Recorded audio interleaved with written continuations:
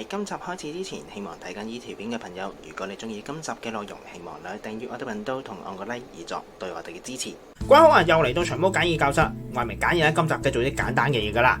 而家見到台面上面咧有一盒雞蛋，好明顯今集係整雞蛋嘅。繼個水波蛋嗰一集之後，雞蛋都有一段時間都冇再做過噶啦。今次我哋就會做一種嘢食，係大家去拉麵鋪係好中意食嘅。嗰樣係咩呢？就係溏心蛋。今集日式溏心蛋。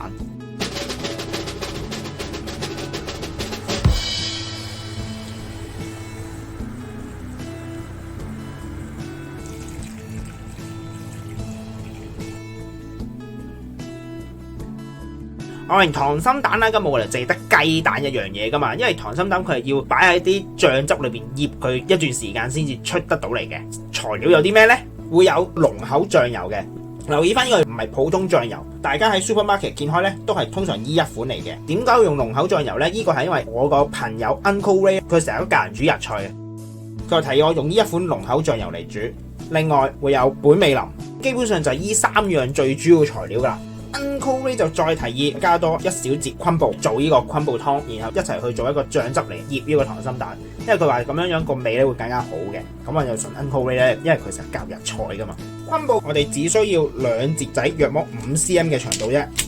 之前都講過啦，唔可以超過60度。點解呢？過咗65度，個昆布就會出潺噶啦。所以我哋係將個水煮到大約60度左右，然後劈條昆布落去，熄火浸佢就得噶啦。點樣知道個水煮到60度未咧？除咗用溫度計之外，其實可以睇泡泡嘅。我哋你煮到啲水開始有啲細細啲嘅泡泡出嚟嘅時候咧，就差唔多噶啦。而家差唔多啦，你開始會見到啲泡泡浮緊出嚟啦。而家就可以熄火，將兩條昆布擺落去，浸去半個鐘頭先。喺昆布浸緊嘅同時咧，就嚟同大家講解下雞蛋呢一樣嘢啦。煮溏心蛋最首要嘅重點係煮雞蛋嘅時間。煮雞蛋嘅時間就會係決定咗你雞蛋嘅熟度。好簡單，如果你煮一隻溏心蛋，我哋通常係會煮5分半鐘嘅。如果你要煮一隻全熟嘅蛋，大概8分到8分半鐘可以噶啦。我哋會分開3隻唔同時間嘅蛋，一隻煮5分半鐘，一隻煮8分鐘，一隻煮10分鐘俾大家睇。如果你驚啲雞蛋會爆，整到成個水變咗蛋花湯嘅話呢，其實可以加少少醋。加醋嘅原因就係咁不幸，你個蛋爆咗嘅時候呢，佢都唔會變咗蛋花湯，因為醋係會有凝固蛋白嘅作用。然後落蛋嘅時候，先轉翻到細火，慢慢擺佢落去。同埋記得係用室溫蛋，千祈唔好就咁喺雪櫃攞出嚟即刻擺落去，因為咧一冷一熱咧個蛋殼係好容易會爆嘅。轉翻做中火，要 keep 住滾嘅。烚蛋嘅時候，我哋呢就先嚟10分鐘。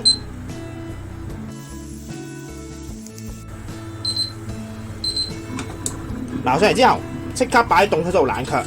跟住我哋第二轉，今次我哋就8分鐘嘅8分鐘啦。跟住撈翻佢上嚟啊！有我哋呢隻會烚去5分半鐘。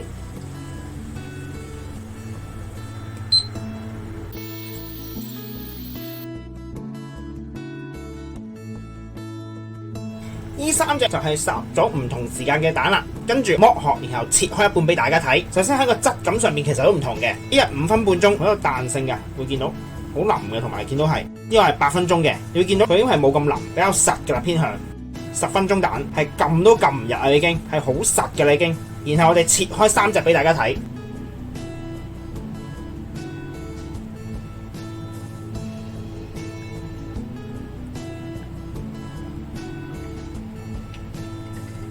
而家大家都睇到一個清晰嘅分別啦。5分半鐘嘅蛋呢，個黃係未熟嘅，得個外層熟少少嘅啫，烚出嚟係半熟嘅。呢一個就係溏心蛋啦，我哋會叫 soft boiled egg 嘅。呢一隻我哋會叫做 hard boiled egg，其實係已經係熟咗噶啦，但係你會見到黃呢係仲有濕潤嘅。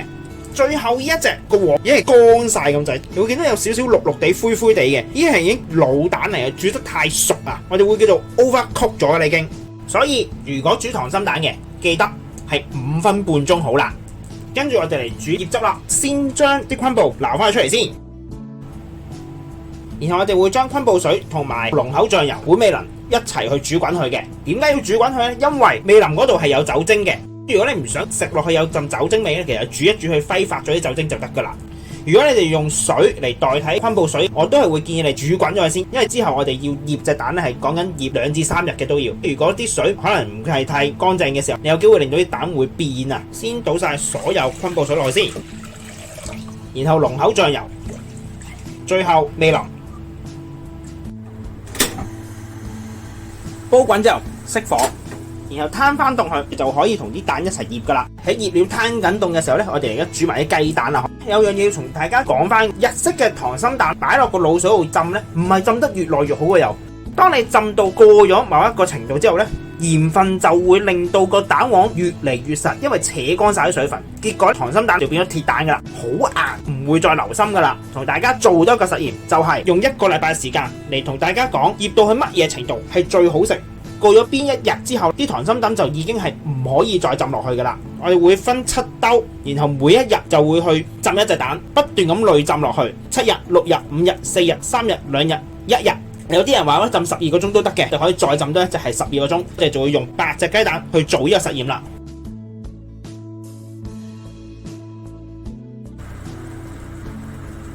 水滾，轉最細火，擺隻蛋落去。每一隻蛋5分半鐘嘅，熄火，又撈翻去上嚟，同樣浸凍水。粒蛋咧已經剝完殼啦，將凍咗嘅滷汁倒落去，要蓋過隻蛋嘅，隻蛋係會浮起咗上嚟嘅。大家見到啦，可以用張廚房紙冚佢落去，因為廚房紙要索晒啲滷汁啊，一樣都會蓋得到隻蛋嘅，出到嚟嘅顏色係一樣都係均勻嘅。可以寫翻個日期先。一隻咧係會醃7日嘅，7日後再見啦。第2日啦，第3日，第4日，第5日，今日第6日，今日第7日。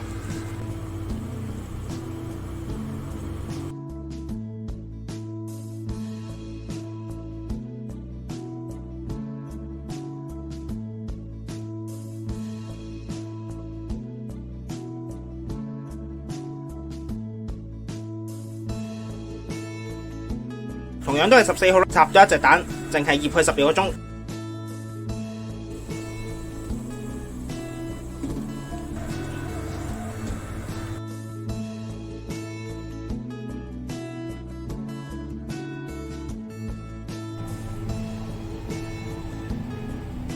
呢個12個鐘啫，而家先擺翻落雪櫃慢慢醃啦。到最後我哋就可以嚟集合晒呢7日以嚟嘅整嘅雞蛋啦。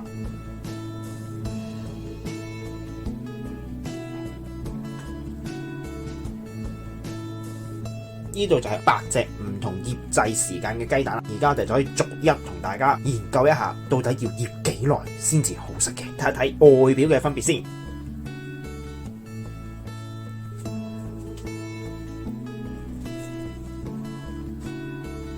7日嗰一隻，見到其實佢係已經接近平時食開嘅茶葉蛋咁嘅顏色噶啦，淨係醃咗12個鐘嘅，見到係好淡色嘅。除咗外表之外，就睇一睇佢個軟硬程度啦。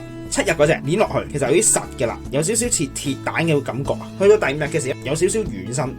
3日、2日、1日係最軟，12個鐘係基本上好軟身嘅。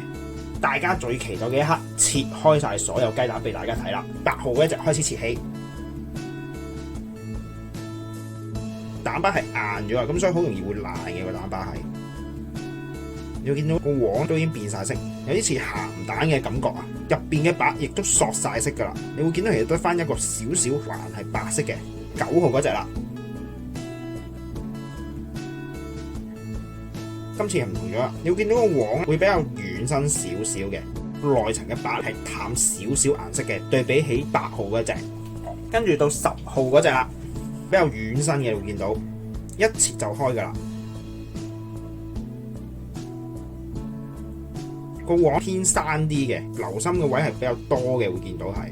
雖然大家都係5分半，爭咗10秒或者幾秒，或者有陣時你啲蛋係唔係完全室溫嘅時候擺落去，都會有呢啲問題出現，就係因為你個白咧未完全熟晒。到11號嗰隻蛋啦，切落去係相對軟身啲嘅，再流心嗰個位咧大咗嘅，比起10號嗰隻蛋，你會見到係好軟身、好 QQ 嘅。12號啦，流心嘅程度係更加高嘅，係更加 liquid， 硬咗嘅黃係越嚟越窄㗎啦個位。白嘅話咧得翻外層嗰度係上咗色，中間依然都係白色嘅。13號，佢係差唔多成個黃咧都係 liquid 嘅啦，你會見到係好軟。嚟到14號啦。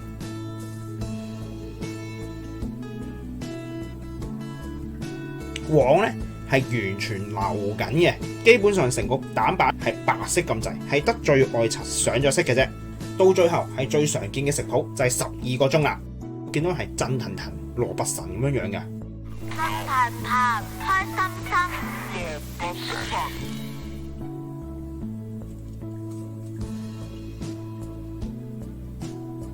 好清晰見到個黃係完全冇醃製過嘅，係除咗上咗少少色之外，其他同一隻普通嘅 soft boiled 係冇分別嘅。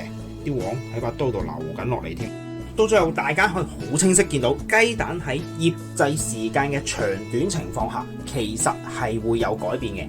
可能會有人問啦，到底係乜嘢嘢而導致到個黃出現呢一個問題呢？其實係豉油裏邊其中一種物質而導致到雞蛋產生變化。嗰一樣嘢就係鹽分，因為鹽分隨住時間嘅推移而令到隻蛋越嚟越硬，同埋會越嚟越入味，但係亦都會令到你個黃越嚟越實，到最後會喪失咗流心嗰個效果嘅。唔一定係醃得越耐就越好嘅，所以醃嘅時間2日比較合適嘅。如果我老咗好多隻雞蛋食唔切點算呢？你可以去到第2日或者第3日嘅時候，將你所有雞蛋撈起晒上嚟，唔好再浸落去，另外儲存佢，可以再儲存多1至2日。到最後仲有一個我自己比較喜歡嘅製法，呢一隻我係烚咗佢5分鐘嘅啫，爭咗30秒，但係其實我同你講個效果係可以爭好遠嘅。另外醃嘅時間樣都係醃咗佢2日，都係比較腍身啦。切開俾大家睇，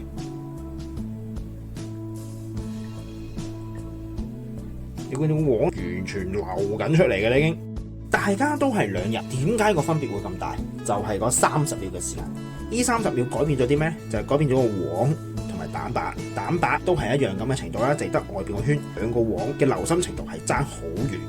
個蛋白差唔多已經係熟晒，已經開始入到個黃裏邊啦，所以見到你個黃有一層好似鹹蛋咁嘅狀態嘅，同埋好似食實咗啦啲色。相反5分鐘個黃係完全生嘅，啱啱開始入緊個黃啫，熟到就令到呢個黃係更加流心。呢一道日式溏心蛋亦都完成咗啦，咁希望大家中意啦，咁我哋下集再見，拜拜。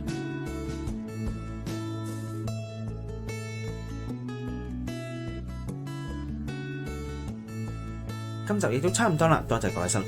詳細食譜我哋會上傳喺 Facebook 專頁嗰度，有興趣嘅話可以上去查閱。另外，如果中意我哋頻道嘅話，希望可以訂閱我哋頻道同我按個 like，以作對我哋嘅支持。希望大家中意啦，我哋下集再見，拜拜。